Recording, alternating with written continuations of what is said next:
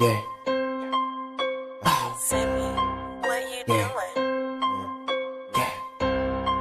The ransom. Hey. Good in the hood and I don't need a pass.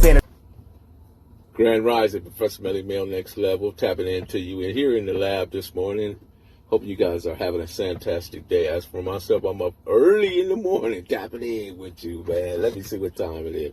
Oh, it's about 6 o'clock right now. So, yeah, I've been up since about 3:30. But anyway, just tapping in. Let's get right into it. In the spirit of initiation of the protest, we got to understand a couple of things. These people, they don't want you to understand what precipitate. In other words, the cause and effect. In other words, they want to put the cart in front of the horse. We cannot put the cart in front of the horse because they want to deal directly with the looting and the burning of the buildings and the rioting. Okay, but they do not want to deal with what precipitated. In other words, the cause.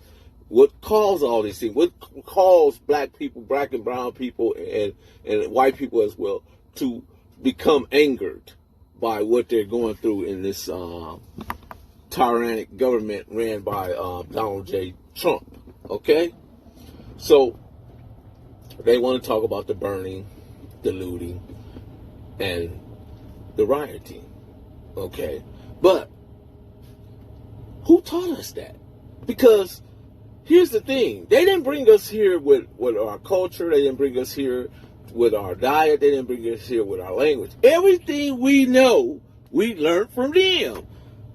Hello, Tulsa, Oklahoma. Hello, Rosewood. Wasn't them folks that burned down good black townships and big black ownership of businesses and people that was mobile and moving up in the world? I believe that's who did it. They came and just didn't like what was going on and burned down the town, rioted and shooting and hung black people. I mean, let's be honest. This is what happened. So then we move along, we go along, and then we can look into this even further, man, when we get down to the 13th Amendment, which happened in, I believe, January 1865.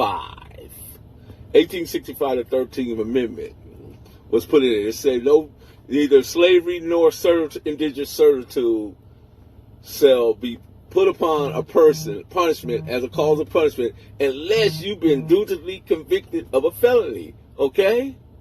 So you dial that back, you move ahead forward, come 1866, here come the penal code. The penal code is like the real first prison system they put together that was across the country. And this is where they can lock up black people for vagrants, loitering, and all sorts of kind of trivial things, right? To put you back in bondage, to put you back. So these things are set in motion by these people that look to, that's up there whining about, what I mean? But it's just a reaction to what they're doing to you as a people, what I mean? Because you got to understand that Julio Cesar Chavez, Martin Luther King, Malcolm X, even Che Guevara, that was world renowned, what I mean? These people fought for rights of people. Even Mahatma Gandhi, these people fought for the rights of people, man. You know what I mean? And these people want to try to limit to you and try to make you think narrow your scope and make you focus on rioting and looting when these people are the ones that taught it to you. Hello, Rosewood. Hello, Tulsa, Oklahoma. Right? Man. And then to take it even a step further, Mike Vick served more time for killing a dog than 493 unarmed black men and women killed by police officers. And they haven't served no time. But Mike Vick served more time for killing a damn freaking dog. This is the place we live in, people. And this is the justification that they make each and every day, man, in everyday activity. The systemic and the institutional racism, because we went from slavery, being kidnapped from the continent, to slavery, to Jim Crow, to now what we call then the Ku Klux Klan, of course, they came about, and then they went into redlining and blocking us from certain things. You know what I mean? We couldn't purchase property, we couldn't own property. You know what I mean? This is one of the reasons why they didn't give us the 40 acres of the mule, because if they gave us 40 acres of the mule, they gave you ownership, and the wealth of this country has always been determined by the land you own, not the money you have. That little money y'all be counting up there on Facebook and Instagram, that's nothing. You know, that's temporal. I mean, I guess it do make you happy in some way, but yeah, but it's ownership, man. You gotta have property, man. So moving forward, man, you know what I mean? So these people, this stuff is systemic. This systemic racism that we're going through now, the systemic and institutional racism is real. But yet we got all these black people, folks that think that Donald Trump is doing something for them. Donald Trump is not doing nothing for you. Anybody poor that's voting for Donald Trump is completely out of their mind. Because first of all, the man said in February that it was just one guy coming from China when it comes to the pandemic with coronavirus. And then come March, he said, it's just going to be 50 people and this is going to magically go away like Lucky Charms. It's magically delicious. It's like, you know, remember that commercial? Like everything is just going to just magically just go away, you know. So he created all these deflections and, you know, he got all this chicanery going on in the Trump administration. And it just, man, it's just nonsensical.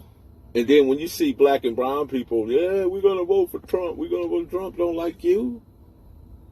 He do not like you. He'll say what he need to say, you know, in order to get you. But still, you're not looking at everything this man is doing and everything he's not doing. He's smoking mirrors. He's great, man. He's great at being a clown. He's great at showboating, man. He's a reality show host, man. But hopefully we can get to a better space and a better place and people take it for what it is. And just get out there, man, because if you sit at home complaining about anything and you're not voting, and I don't care who you vote for, just vote. You know, if that's what Donald Trump is your desire to vote for him. I don't care. You know what I mean? But don't sit around and complain about how life is and how society is and you don't ever vote. You don't have that right. Not at all. So remember, black and brown people, man, you are light, your life, your love, your beauty, you're the sweet truth. You are your joyful thoughts. And we see one another, you know. My will and your will are the same. And I just want you to I don't want you to be happy. I want you to be unreasonably happy. Because the indigenous people of this country founded this country. They own this land. This land was stolen from them. Stolen, literally stolen. And now these people feel like they got all the rights in the world, man. You know, it's just crazy, man. But, you know, when you bust open them books and you get into the internet and you start doing this research and start documenting things and understanding how it really works, how you being excluded and put out, and you're not even being considered, you still 3/4 a human to them, man. When they could put a man in jail, Mike Vick served more time for killing a dog than the 493 people of color that's been killed by police officers. You understand?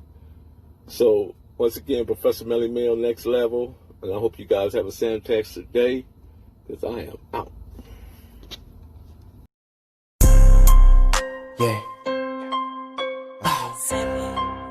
Yeah. Yeah. The ransom. Hey.